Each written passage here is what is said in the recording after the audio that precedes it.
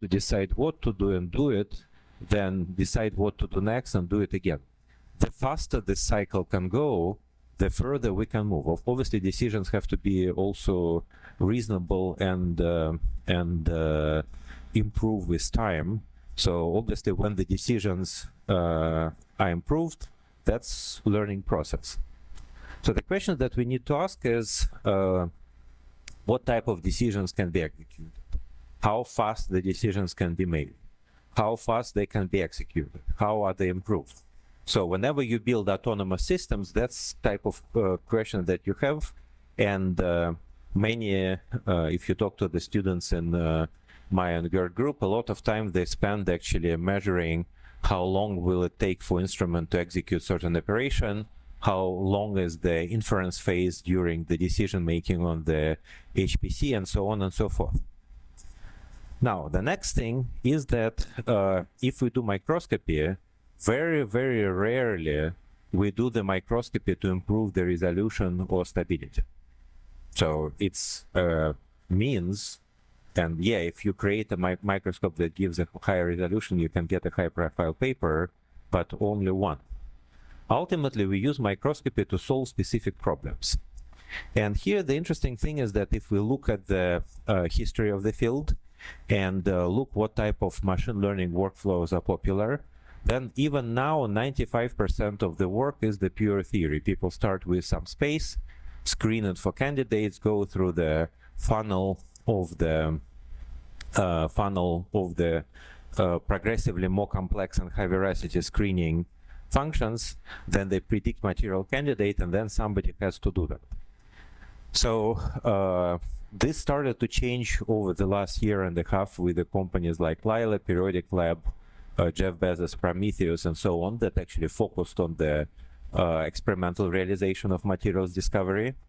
But this trend is very, very recent. So a lot of people who have been active in this field for quite a while will tell you that until 2023, the funding for anything related to automated experiment in US was roughly zero. So all of my colleagues who were active in this field before either have stories of surviving on scraps or have stories of using the funding in a more broader vision that was originally intended, or convincing industry to fund them, or some of them were funded by the very weird program. So one of my colleagues got DARPA funding for automated synthesis, and that funding came from the program for the human-computer interface. So basically, they were funded to be the guinea pigs rather than make anything related to materials.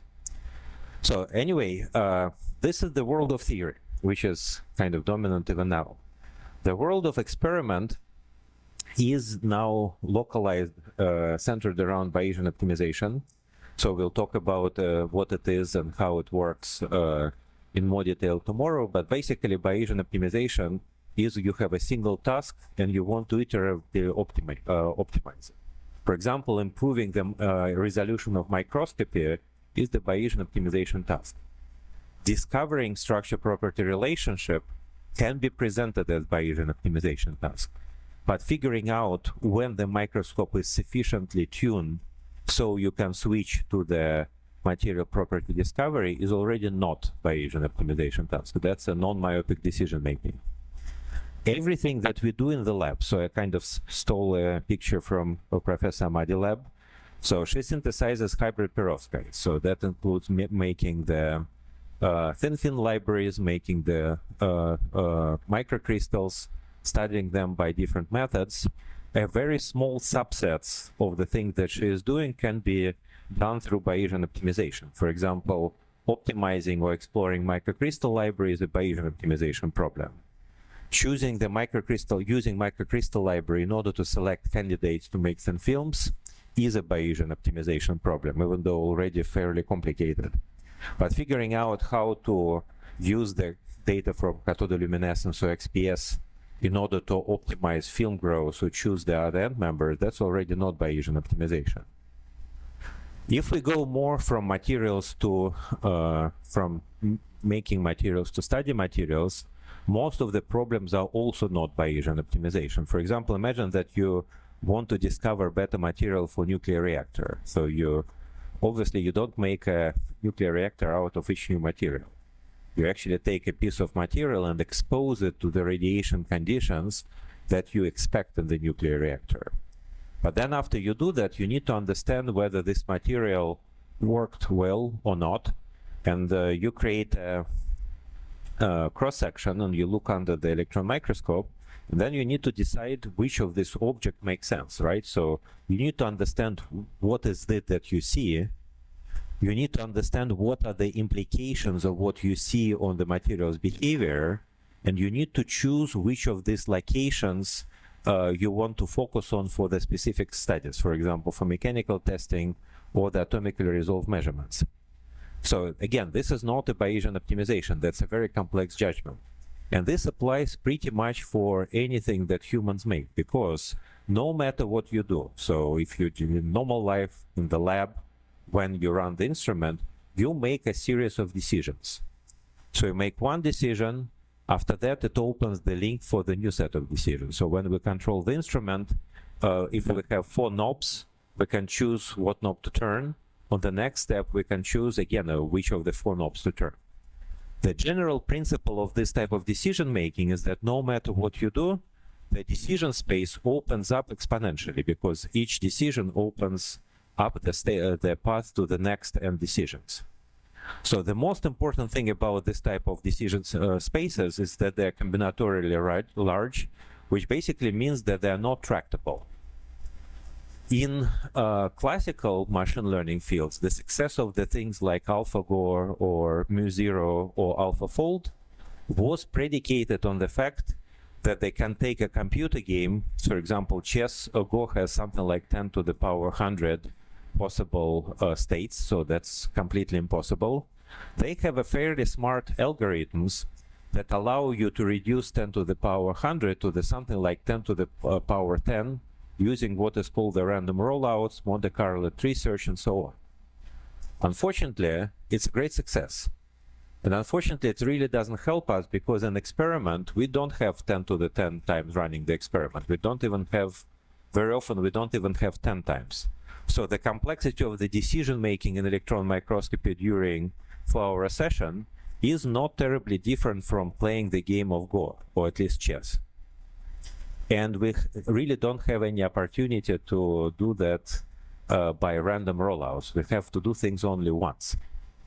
So humans are actually pretty good in this type of stuff, but the human decision making is very, very complicated. So once you make a decision, it would be informed by the simple theory, by the data from the previous samples, by what your theory friend told you.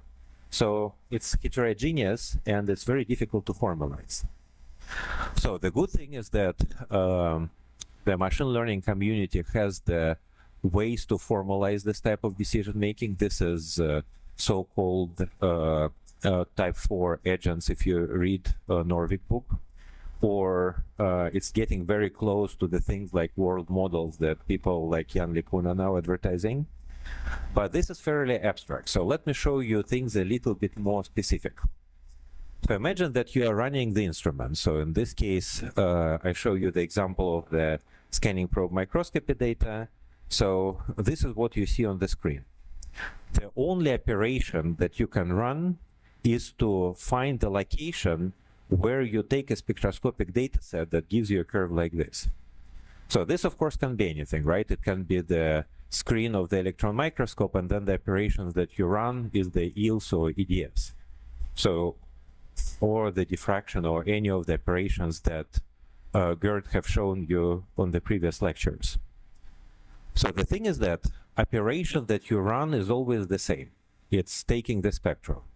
The parameter of this operation is the location where you run it. So it's a two-dimensional parameter space. However, you run this operation many, many, many times. So the question is, how do you choose the locations? And it turns out that if you kind of do a little bit of the introspection, it's possible to establish that for humans on average, the decision-making pattern is first, you try to calibrate your instrument. So in this particular case, I know that the dark regions are not interesting, so it's a prior knowledge about this material system. I run the experiment in these locations so that I have confidence in the way that my microscope behaves. So there are no weird contributions to the signal. So the second thing that I will probably do is I said, hey, a big part of the image is occupied by the stripy patterns. So let's assume that I do measurements in the stripy regions, and the answers are always the same. So if I explore 10 stripy regions and the answers are the same, it probably doesn't make sense to do measurement in another 10 or 20 stripy regions, because I already understand what is the typical property. And then I can say that, look, this region looks cool, so maybe I should do the measurements here. So this is the part which is curiosity or anomaly detection. So human eyes are always attracted to something that doesn't fit the pattern. That's kind of comes from the very good historical reasons. Well, we were considerably less civilized than we were running in the savannah in Africa. Any type of anomaly basically indicated the presence of the predator or potential food source. So humans are very good in identifying the optical outlier. This was just a part of our evolution. But some of my colleagues can say that, look, the real reason why you should explore this region is because this is a boundaries between the ferroelectric domains, and you need to, and you can expect that there would be some unusual physics there. And by the way, you also should explore these regions simply because there is a bent ferroelectric wall. We should have unusual properties because of the flex electric coupling. So notice a super interesting thing, that it is the same image, it is the same type of operation, but the logic that goes behind this operation is totally different. First, we try to optimize the instrument. Secondly, we perform the exploration of statistically significant regions. Third is the exploring the anomalies. And fourth, trying to prove certain hypotheses. And obviously, if we have the machine learning agent that runs the instrument, the machine learning agent should be able to either follow the human decision-making pattern somehow, or come up with its own decision-making pattern. So in terms that both are possible, one is the reward function approach that I will talk now and most of the time tomorrow. The second, it's a bottom-up approach. The second is the top-down approach, which is using the agentic system, and the next tutorial will be by Cheryl Sanchez, who will show how we can do that. So anyway, let me kind of move to this slide and basically say that what we accomplish now is that we formalize the operation of the microscope as the sequence of operation. Each operation has the parameters. For example, I want to take scan here. I want to take a spectroscopy with these parameters. And the key of instrument operation is kind of going through this process over and over and over again. So then you may ask a question. So this is probably the most important slide in this tutorial. So what do we need to make a decisions of what operation to take next? And it turns out that there is a whole community, fortunately it's not one community, it's multiple communities that work with the decision making. The thing that will, if you start to explore this area very kind of deeply, the thing that you will discover, which will make it kind of complicated and somewhat mind-boggling, is that there are at least 16 different communities that focused on the decision making. The famous ones are reinforcement learning and Bayesian optimization, but there are many others. So there is a dynamic programming, there are approaches based on cost value functions, policy value functions, and so on and so forth. So unfortunately, there are historical reasons for that, because it was simply multiple fields from RL to the optimal control that dealt with this type of problems, depending on the type of the real world situation they dealt with. When you run microscopy, all of them are relevant, so it's a good idea to understand the common language and common principles between them. However, in the most simple case, everything that we are doing can be represented as policies or rewards. So policy is a fancy word for essentially a lookup table. This is what I see on the screen. Based on what I see, I can choose the next action. So in some sense, it's a policy is the function that translates observation into action. This function can be a lookup table. This function can be a complicated neural network. It doesn't matter. What matters is that it is a prescribed way of acting. So the second thing is what is called reward. So reward means that this is something about the outcomes of my action that I value. I want to learn what do I have to do in order to maximize this reward. So if you formulate the reward can be myopic, meaning available at each stage, then we deal with the Bayesian optimization. Or reward can be sparse, meaning available only after several steps or in the end of the experiment. However, the most important thing is that if we don't have policies or rewards, we don't have automated experiment at all. So imagine that you have a mathematical equation when you have something on the left, an equality sign, then nothing on the right. It's incomplete. So automated experiment is incomplete unless you have policies or reward. It's just not defined. So if you have a long-term objective, like I want to make a better battery, that's not enough to run automated experiment. You need to somehow define what is your reward functions.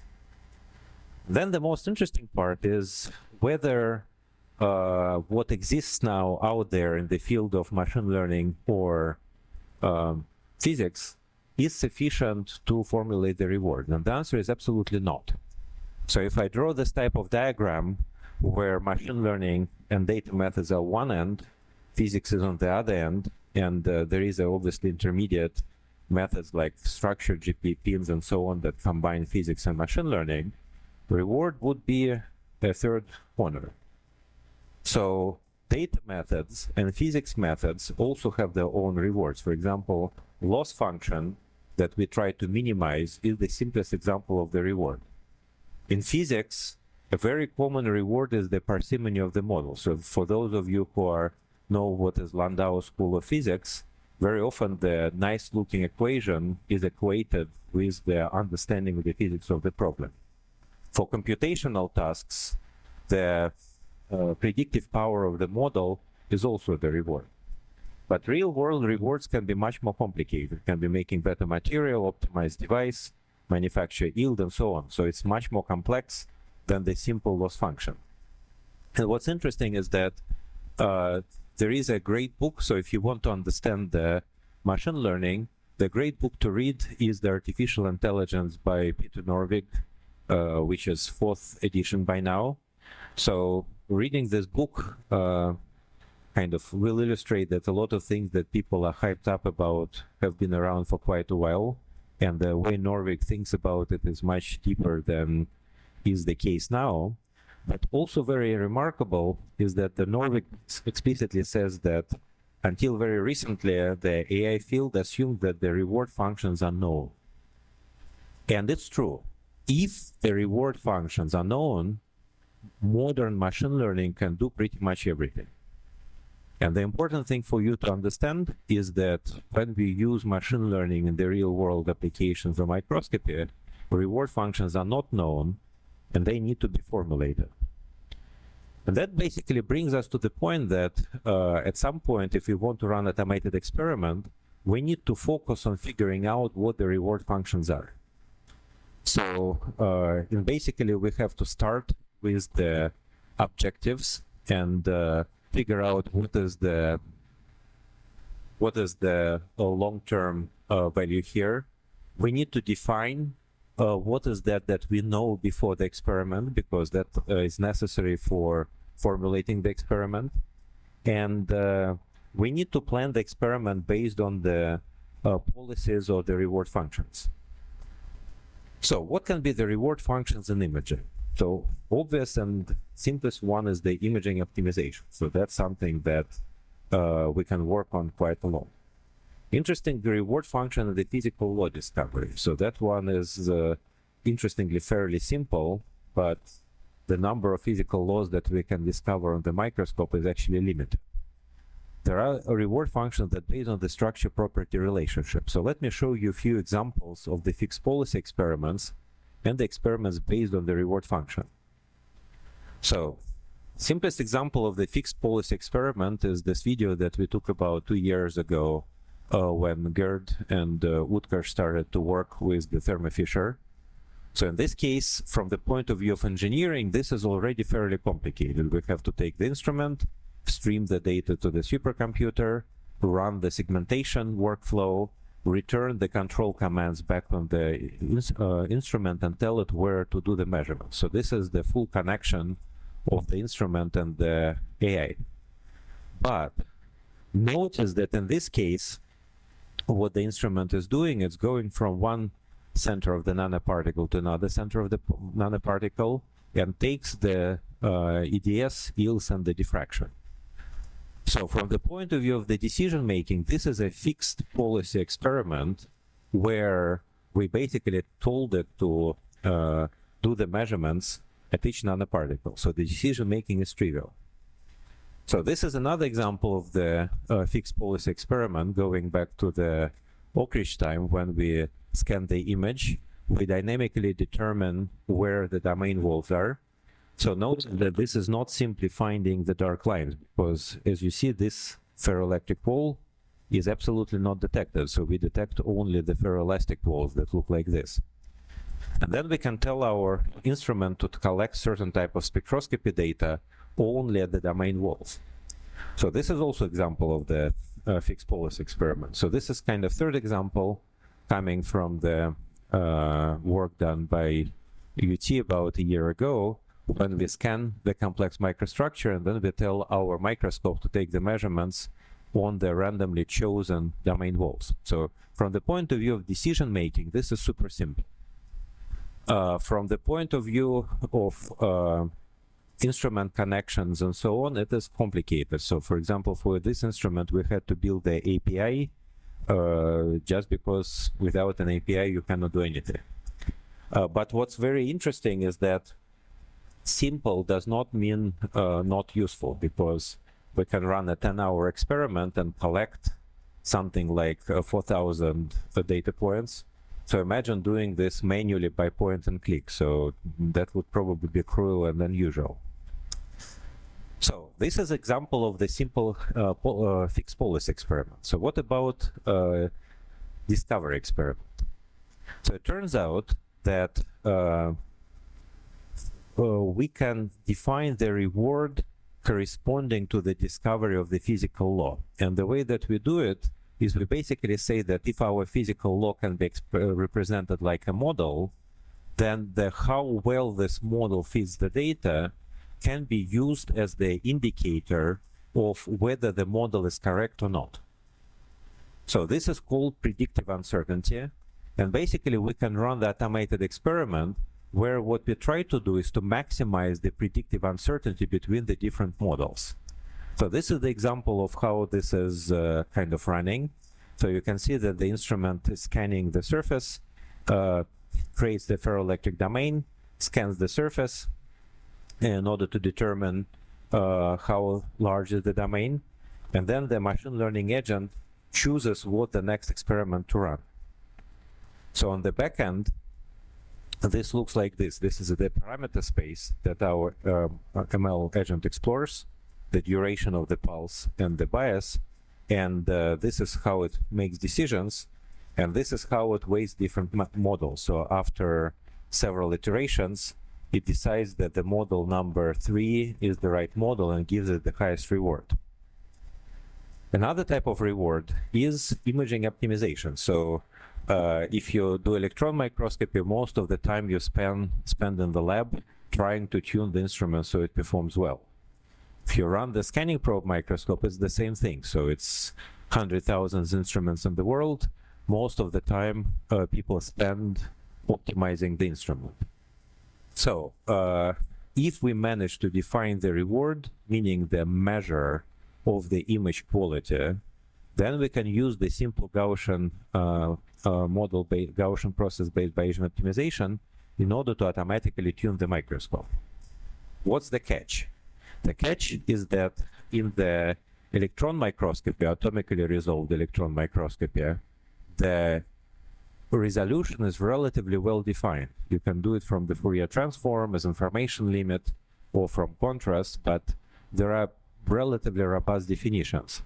If you do mesoscopic imaging, defining resolution is actually complicated. And coming up with the right measure of resolution is almost like describing the recipe for the Coca-Cola. If you do it right, then you can use a relatively simple optimization algorithm to make your instrument sing. If your definition of resolution is wrong, no matter how you try, it's not going to work. And interestingly, humans learn to recognize good and bad images very fast, but it's very, very difficult to create a machine learning algorithm which will make a judgment about the image quality similar to yours. So that's the primary challenge. So another reward is the structure property discovery. So this is kind of obviously the video how it works. This is the example of what type of things it produces. So imagine that we run an experiment when we measure hysteresis loop, and then we tell our instrument to find the locations where this hysteresis loop is optimized. So notice that the color of these dots is basically the time progression from first measurement to the 200 measurement. So in this case, the spectroscopic measurements have been taken only at the locations of the dot. And you can see that after a while, the microscope learns how to identify the interesting regions. So this is already the example of the beyond human experiment, because human can do measurements on the grid. Human can choose the interesting location based on image, but human will not be able to deduce what locations are interesting based on the spectrum measured in this location. We are not very good in building the high-dimensional correlative models. So this type of approaches, however, come with the certain amount of catch. So for example, look at the two automated experiments. So this is the region we want to measure the nonlinearity. So this is basically the bending of this type of curve. So notice that here, our instrument explores relatively broad samples the broad part of the image, but then it kind of stacks this location. We can ask the question, is there something special about this location, or is our algorithm not optimal? So in this case, the algorithm very clearly kind of stacks in two locations and don't want to do anything else. So the question becomes why, and I'll show you tomorrow why this type of problems appear. So that's the result of the misspecified reward. Remember, I told you that Hinton was telling several years ago that AI will kill all of us, right? And his reason for saying that was that very often the reward function that we formulate can be misaligned with the long-term goal. So in other words, what is good for us in the future may not necessarily be translatable in what we should do right now. Another simpler example is that if I sit to play the chess with the Boston Dynamic robot, and the robot is told to win at all costs, the robot may decide to hit me on the head with the chessboard, because a win is a win, right? So we didn't specify how it should do that. So this is called the misalignment problem or alignment problem. And since we are not working with the global technologies, we build automated microscopy. So in our case, they try to kill us all by trying to get stuck in certain regions and not exploring the image space because the reward is misaligned. Now, this being said, I mentioned that one of the problems in microscopy, and especially in hypothesis-driven science and microscopy, is that there are not many hypotheses that can be tested within a single instrument and single sample. So science typically requires much broader feedbacks, including multiple samples, a theory in the loop, and so on and so forth. So what can we do about that? So one of the interesting ways to increase our hypothesis footprint is to start working on the combinatorial library. So combinatorial library is interesting samples where we have a gradient of concentration from left to right. So it's essentially a line on the phase diagram. And in this case, we can kind of realize the workflows that look like this. So we can take a sample which encodes certain combinatorial library, put it under the microscope, and then the microscope will run automatically for tens of hours, exploring the topography or electromechanical properties or photovoltaic properties and so on and so forth. So this is an example of the combined workflow. It's combined in the sense that we have two levels. So one level is the individual operations, such as optimization of the imaging or spectroscopy at each location. These are reward-driven workflow. Exploration of the combinatorial library is also reward-driven workflow. We have the Gaussian process that figures out what should be the next location. But the sequence of operation is already fixed policy. We start with choose the location, improve the imaging, improve the spectroscopy, take data, go to the next location. So low level adaptive, high level prescribed. So Cheryl is going to talk about how to use the agents in order to vary the high level decision making. This one kind of seamlessly combines with optimization. So this is kind of few examples of how this type of process works. It's actually pretty cool because normally when you work on the microscope, you think that, hey, I have to sit in the room and constantly turn knobs. The first few days when you work with instruments, then you shadow somebody running it, then you don't even understand what the person is doing. And now it becomes automated. You can come in the lab and the microscope does everything by itself, and you don't understand how it is done unless you are the person who configure it, but it produces the results, which kind of good. So to kind of summarize it is that generally everything we do in the instrument is the workflow. So it's simply a word for the sequence of operations. The building blocks of the workflows that we have now is the kind of fixed policy ones. This is essentially when we prescribe what should be the action. So find this type of objects and do the measurements on these objects. Reward-driven workflows, which is everything related to optimization, structure property discovery, and so on and so forth. And then we have to go to the multi-stage discovery workflow. So interestingly enough, most of the things that we practically do would be multi-stage. So for example, I tune the microscope until it gives me the behavior that is sufficiently good for solving my specific problem. That's already not a myopic decision making.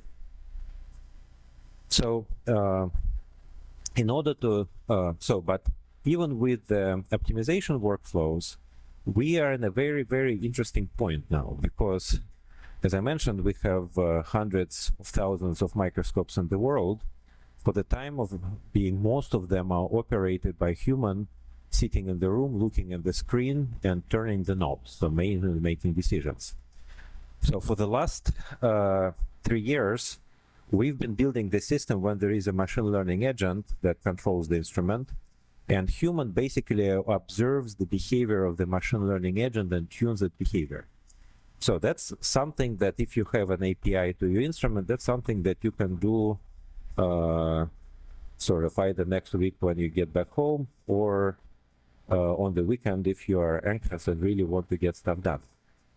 So the value proposition here is that machine learning agents can run the instruments much faster than humans.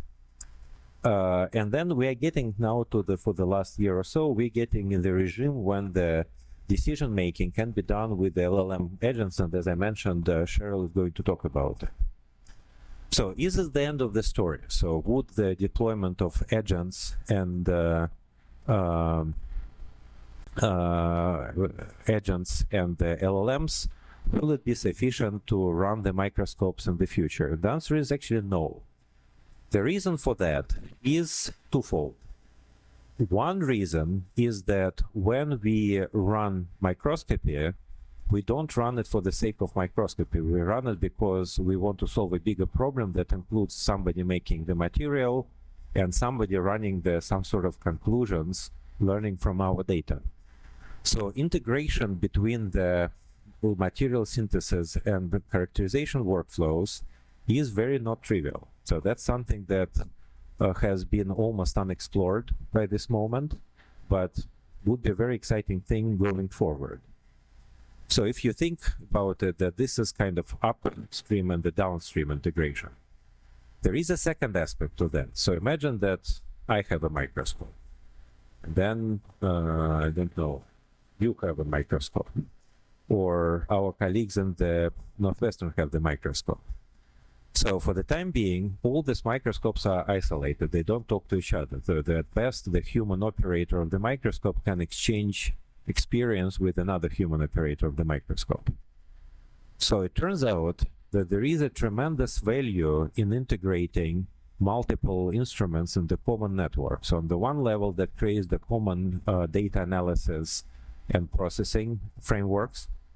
On the other hand, it allows to build the digital twins of the instruments, which are absolutely required for the open decision making and planning. So the reason why it is necessary is simply because if we try to use the random rollouts as our colleagues in the theory field do, there is no way we can do it in the experimental world. We can do the rollout only if we have a digital twin that allows us to predict the possible outcomes of operation before the operation is taken. Unless we have digital twins, we are stuck purely with the Bayesian optimization. If we have digital twin, we can do dynamic programming, RL, any type of model-based controls, and so on. And in order to have the digital twins, it kind of makes a lot of benefit to integrate the data from many instruments. So the reason why it is difficult, the reason why it is valuable, among other things, is that imagine that we want to assess the risk of specific operation. So risk is basically can be assessed if we know what sequence of operations lead to the microscope failure. Obviously, in my lab, I want to have as little of microscope failures as possible, ideally zero, which means that I'm not going to try to derive the knowledge, this type of information, or train the models. But if you have the network of integrated microscopes, then the information of failures, which is inevitable, can be accumulated and used to train the guardian angels that will preclude this failure to happen. So let me briefly illustrate some interesting problems that emerge in this concept. So one is integration of multiple tools. So imagine that you have two copies of the same material, a combinatorial library, or two different synthesis robot. How we're going to run them, how we can use a machine learning agent to coordinate the operation. It's complicated because in order to do that, we need to find a common reward function. So that can be a predictive uncertainty, it can be something else, but in any case, that's something that's virtually unexplored. Another thing that people love to talk about is the theory in the loop. So theory in the loop is something that sounds very appealing. So if you ask any person or program manager, they say, yeah, great, let's do that. So one of the things that I'm doing is kind of the great thing about being a faculty is that I can also spend 20% of my time consulting. And I spend a lot of time consulting companies on the West Coast. And part of it is how you build automated material synthesis, automated labs, and so on and so forth. And the constant question is, how should we use theory? And the question that I learned to ask is the following, that imagine that you run your experimental workflow. Imagine that you have access to all the theory in the world at zero cost and zero waiting time. How different is going to be your experimental procedure? And it turns out that on the time scale of months, everybody have a good idea that theory can suggest a better candidates, blah, blah, blah. The time scale of weeks, it's flaky. On the time days, scale of days, hours, and minutes, the answer is we are not going to do anything different. Our experimental workflows are heavily optimized. No amount of theory, we don't know how to incorporate the theory in the decision making on the daily basis. So how to do that is, again, it's complicated. The theory has to satisfy certain conditions, like we should be able to update it based on experiment. That's a very open area of studies. So third interesting development is that this is the classical paradigm for instrument operation. So we have human, I should change him from to Rick, sitting in front of the microscope, Microscope talks to the controller of the microseconds or faster. Human interacts with the control on the time scale of minutes. Human shares the knowledge with the community of the time scale of weeks and months. Very slow process.